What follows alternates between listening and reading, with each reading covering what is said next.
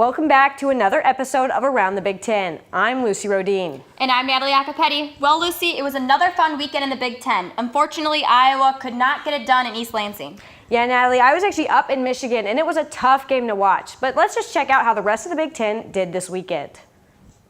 It started off Friday when the struggling Cornhuskers went to Champaign, but Nebraska put their struggles aside as they easily got past the Illini 28-6.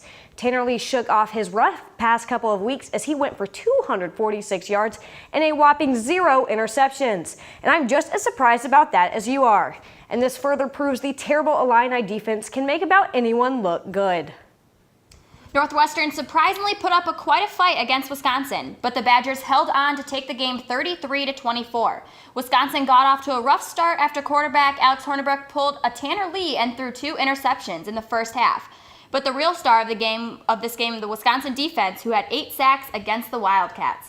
Unfortunately, Natalie, we both got this game wrong as Maryland defeated Minnesota. Third-string quarterback Max Bortenschlager went 18 of 28 for 154 yards and 2 touchdowns. Maryland ran for 262 yards against the former #1 rushing defense in the nation.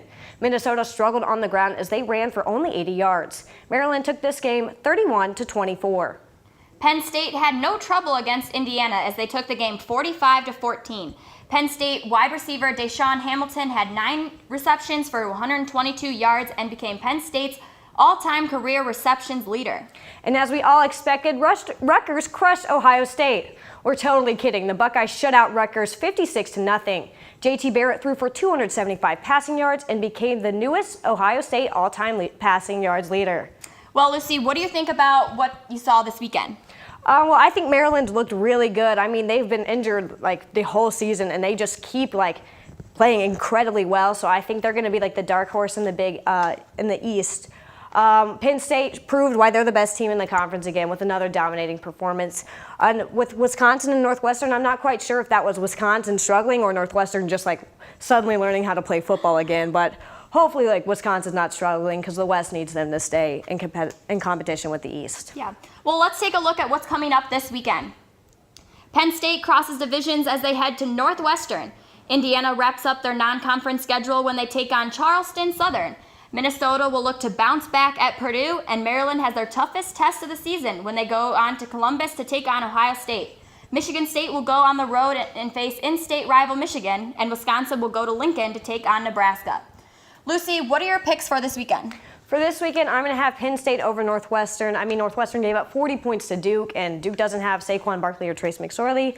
Easy pick in Indiana over Charleston Southern. My upset is going to be Purdue over Minnesota. I mean, Minnesota looked pretty bad against Maryland. They had no rushing defense, and I just think Purdue's offense is looking really good, and they need that signature win, and I think they'll get it. Although Maryland's been doing well, I'm still going to pick Ohio State over them. It just comes down to talent. And I'm still pretty hurt about last weekend, so I'm hoping for a Michigan win over Michigan State. Okay. So what are you thinking, though? I agree with your picks this week, but I think I am going to go against your pitch about Minnesota because I think Minnesota is going to come off back to their next game being stronger, especially with their running game. So I think they are going to come off with a win. All right, well, we'll have to agree to disagree there, but we'll see what happens this weekend. So just make sure to tune in next Monday for results and more from this weekend's Big Ten action. And don't forget to tune in tomorrow night for Top 10 Plays of the Week. And don't forget to watch Daily Iowan TV every morning live at 8:30. Thanks for watching.